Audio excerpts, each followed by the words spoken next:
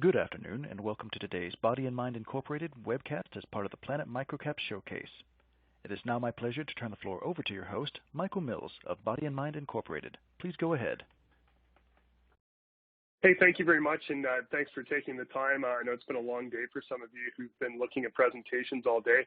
I think that cannabis is obviously very relevant. We just passed one of the biggest cannabis holidays of the year, which is 420, and looking forward to telling you a little bit about Body and Mind.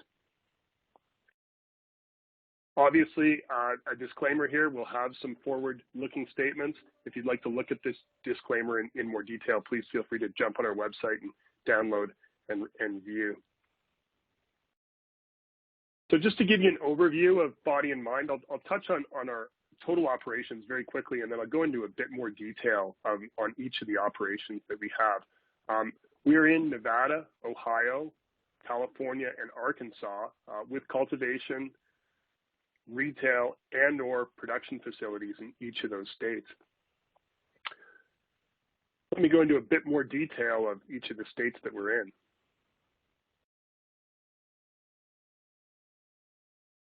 The first state's Nevada. We started in Nevada roughly 6 years ago, so we've got a great deal of experience in the market, in the cannabis business.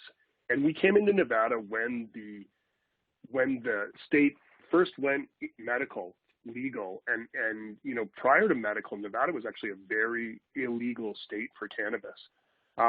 We won one of the first cultivation, which is growing cannabis, licenses, and also production licenses. And production is typically thought of as manufacturing or oils, extracts, and edibles.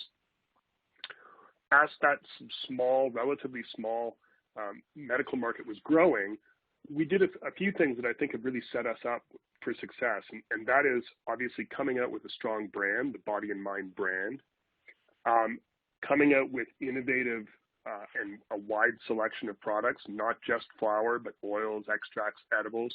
We have roughly 70 different products available in the Nevada market right now. We became very good at cultivating, and we've won a number of awards, and we became very good at extracts. As we grew, we started to look for new states to expand into. One of the states that was opening up relatively early was Ohio. We applied in that state, and we're successful. I'll go into a bit more detail in the Ohio market. I have a lot of people ask me how Nevada is doing.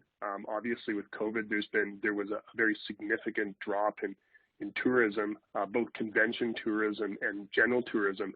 And happy to report that it really feels like general tourism has made a huge comeback in the state. Still lagging on the convention tourism to a certain extent, but really good to see general tourism coming back. We originally started in Nevada with roughly an 1,800,000 square foot facility that housed our cultivation, our production, and our kitchen. And last year we expanded and basically split those licenses, kept our cultivation license at our main unit, and moved into a new production facility, roughly 8,000 square feet. And what we've been doing over the last year or so is taking over some of the original kitchen and production space in the original facility and turning that into expanded flower canopy. We expect to see that moving forward, bringing new revenue on top of our regular revenue from that operation.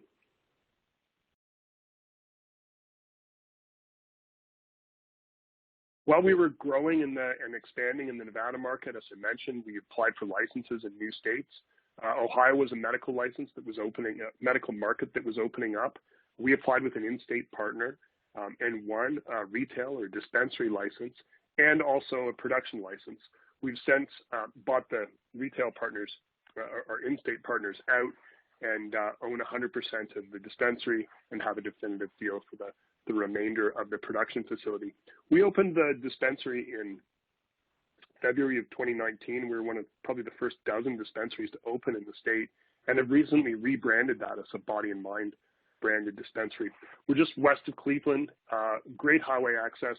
And, you know, one of the things that we really liked about the Ohio market is it has roughly 11.5 million people and less than 60 dispensaries are operating. So a very limited license state as that market has opened up. We've been building out the Ohio production facility with our in-state partners for the last several months, and we're probably a couple months, maybe even less, away from completing construction and hopefully getting that operating. We're really looking at spring of 2021. This is going to allow us to do a few different things. This is going to allow us to obviously increase our revenues in that state, but it's going to allow us to bring our proven Body and Mind branded products from Nevada and move them into the Ohio market as well. Obviously, if we have production and the dispensary, we expect to see margin improvement there as well. The other thing that we do with our production facilities in Nevada is we have brand partners, and this will allow us to offer production to our brand partners for the Ohio market.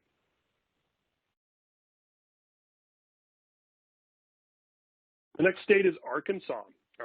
Similar to Ohio, we entered Arkansas and we won a license in that state with an in-state partner in comprehensive care. And we built out the dispensary, opened that roughly a year ago.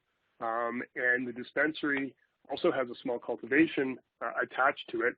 When we built out the facility, we built the dispensary and the cultivation together with the goal of getting the dispensary open, cash flowing, and using some of those funds to open the cultivation.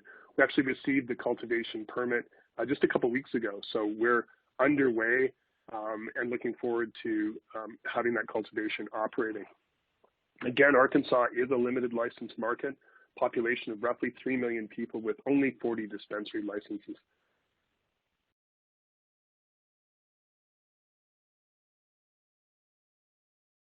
The last state that I want to talk about is California.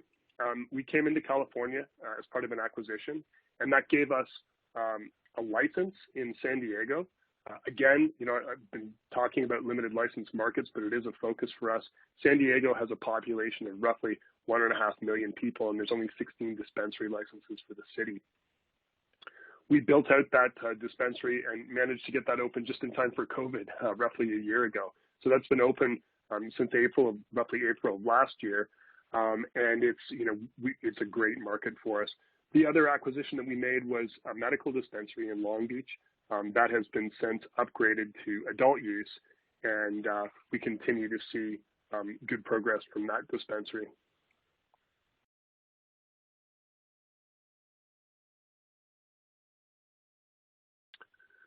Some of the things that we do, or some of the things that we've done in the past in California that have worked really well for us, has been really engaging with the community and engaging with the customer.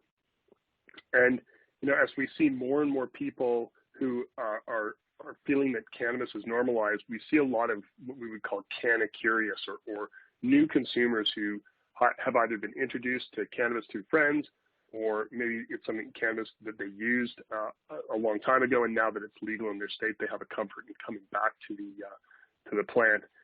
We work to have some fun with our customers. We work with the community. So some of the things that we've done are beach cleanups in the San Diego area, and then in a customer retention and really building the brand in California, we've had these cozy sesh concert series where we'll rent a vacant parking lot fairly close to the dispensary and bring in DJs or bands and really have an event to welcome our customers and build that customer loyalty.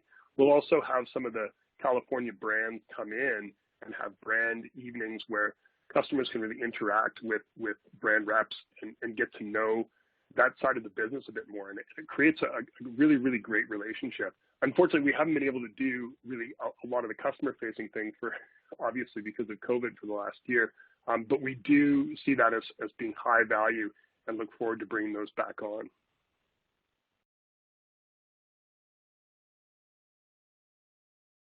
Let's talk a little bit about our financials. We've seen some fairly significant revenue growth over the past 3 quarters. If you look at our reported revenue at the end of our fiscal year, and we have a fiscal year that's offset, so it's a July 31st fiscal year end. We did roughly $2 million in revenue. Brought that up at the end of last quarter, or the prior quarter, Q1 to 5, and the most recent reported quarter that we have was over $6 million. And that's a function of bringing new facilities on. Obviously, when you're starting with a new facility. There's a ramp-up period, there's a ramp-up time, and we're seeing good growth across all our facilities. Some of our balance sheet metrics, I think some of the things to really highlight on this slide are we have roughly 109 million shares outstanding. Fully diluted, we're about 130 million shares outstanding. We have no long-term debt or converts on our balance sheet, so a fairly clean balance sheet at this point. We've had two successive quarters of adjusted EBITDA positive earnings, and we look forward to that adjusted EBITDA continuing to increase as we move more revenue through our infrastructure.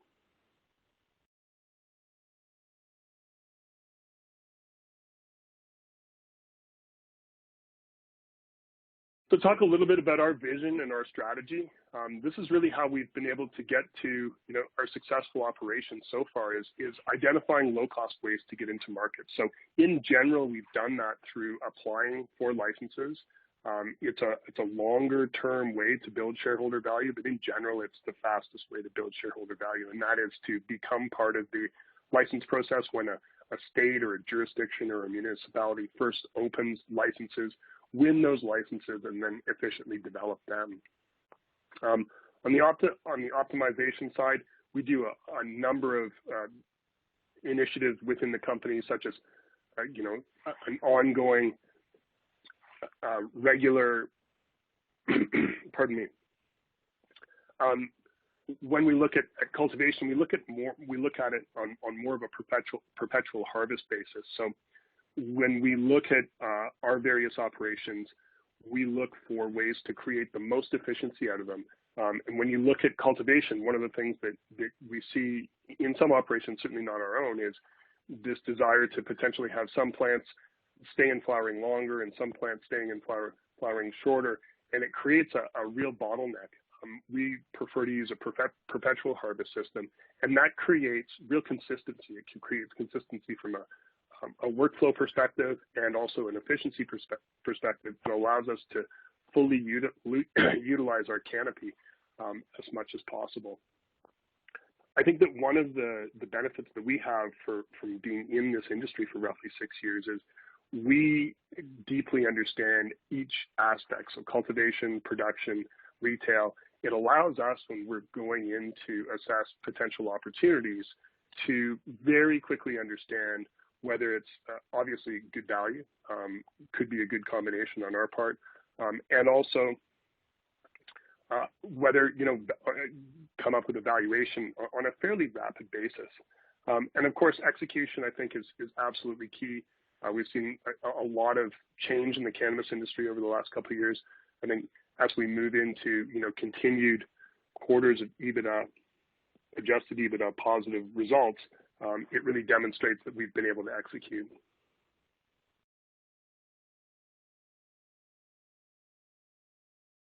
Let's talk a little bit about our leadership. Myself, I've been in business for over 25 years. I've had senior management positions, manufacturing, media, technology. I spent roughly 10 years with the Financial Post newspaper and the National Post newspaper. Trip Hoffman is our Chief Operating Officer. He came out of the fund industry. He's been the CEO of fintech companies. And he noticed the Colorado scene really starting up many years ago and ended up getting into that business at a very granular level and understanding it. Ended up taking over a Colorado cultivation and running dispensaries, and has brought a great deal of his knowledge from the early days of Colorado into Body and Mind. Dong Shim is our Chief Financial Officer. He's the Chief Financial Officer of other public companies. He has a deep understanding of what we need to do to continue moving forward with the business. Alexis Pedestra is the past Secretary of State for the California Business, Consumer Services, and Housing Agency. She was actually fairly involved in bringing adult use regulations into California. That was an initiative that basically came in under the agency that she was directing. And Brent Ryder is our final director. He spent years in the banking industry. He's worked for Onyx Corp, and he's been a real asset to our board.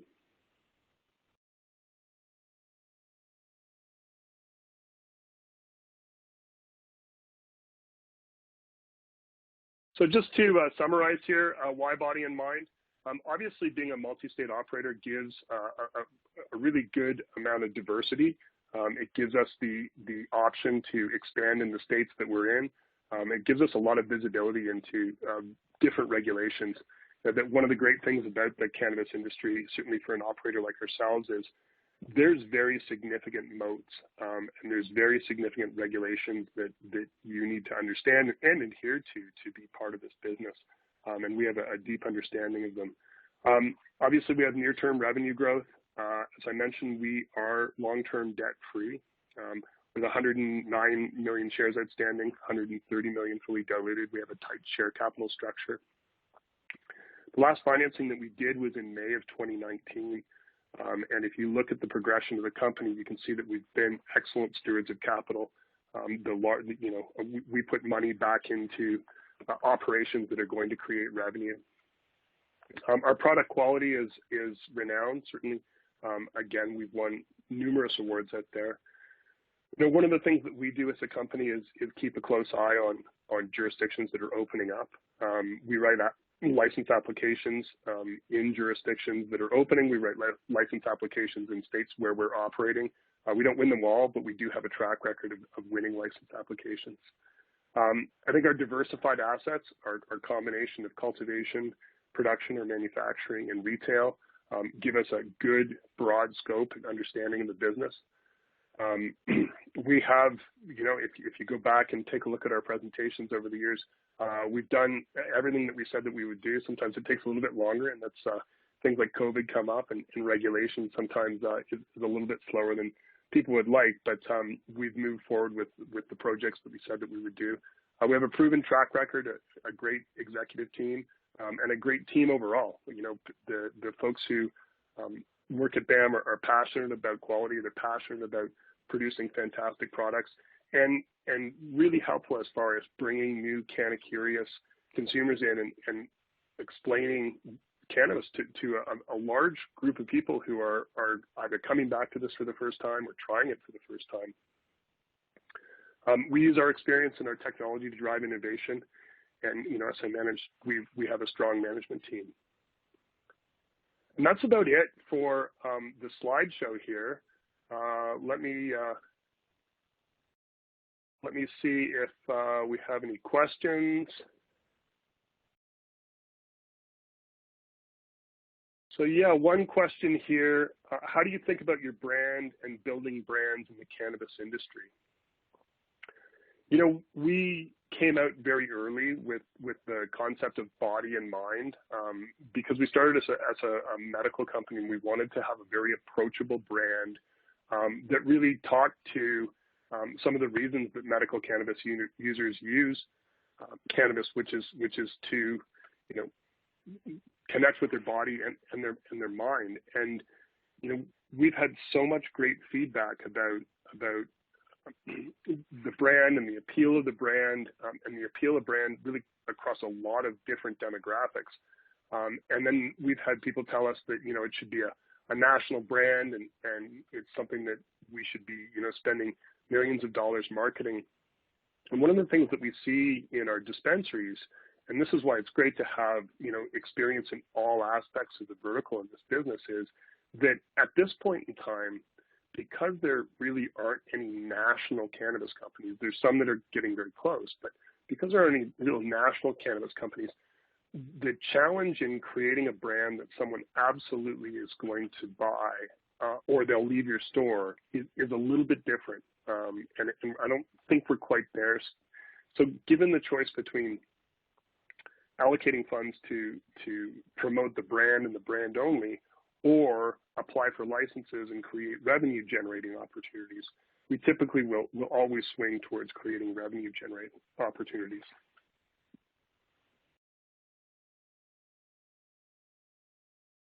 And just looking for another question here.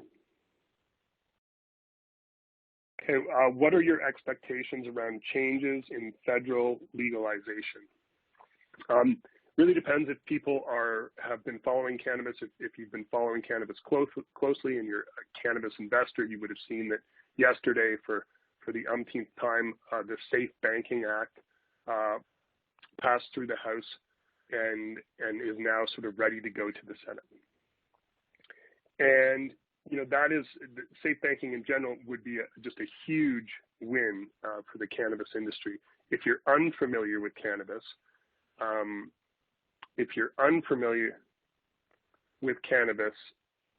then you need to understand that the cannabis business in general is not treated all that well. And we can't use banks, we can't use credit cards, we can't use debit cards, and it creates a lot of friction in the business. It creates a lot of inefficiency. So certainly seeing safe banking come through, I think, would be fantastic, not just for the industry, but for everyone who's involved with the industry as well. Another question here, can you please explain why you chose California? There are thousands of licenses in that market. Yeah, you're absolutely right. There are thousands of licenses in the California market. There are a lot of licenses in Colorado. Colorado is, technically one of the most mature cannabis markets in the United States. And the reality is that if you have a good location in Colorado, you can continue to do incredibly well. So just because there's thousands of licenses in a market, it doesn't mean that it doesn't mean they have a great location. It doesn't mean that they have a track record of excellent customer service and customer retention. There are a lot of failed licenses in California as well. So we feel that we like limited license jurisdictions like San Diego. We like good locations. And, we would look to continue to expand in California. Just because there are thousands of licenses that have been issued doesn't mean that there is always a location, real estate, traffic flow, and some of the things certainly on the dispensary level that are really essential to success.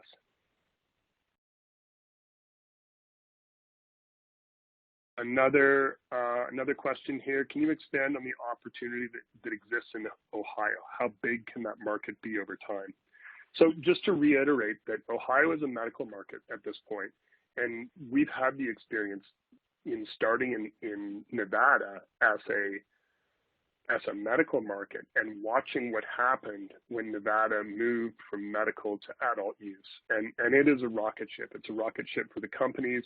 And I think Nevada was, and particularly Las Vegas is almost a parallel of what we're seeing across the entire United States, in that, a decade ago, cannabis was very illegal in Nevada, and then roughly 6 years ago, medical came on, and then adult use came on. And anybody who's been to Vegas sort of every year or two over the last 10 years will have actually probably felt that difference in advertising, in seeing dispensaries come up.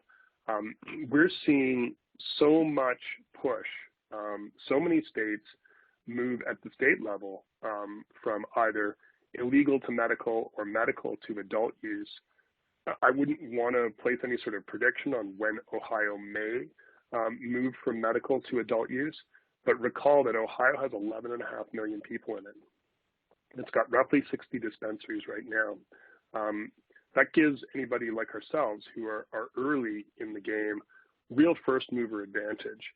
And, if we get to the point, or when we get to the point that Ohio decides that they're going to move from medical to adult use, that can be a very, very significant opportunity.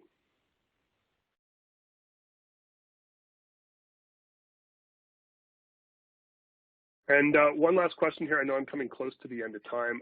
When you think about growing the business, are you focused more on acquiring new licenses or M&A? I think that every cannabis company at this point in time is talking to other cannabis companies, is applying for licenses, and is looking in both the states that they're in and the states they're not in. We certainly spend a lot of time talking to individual operators who may be interested in selling into a public company. We talk to other private companies who may be interested in some sort of a a connection. I think that we're going to see more and more consolidation in this industry, and we work hard to stay abreast of all the things that are going on there.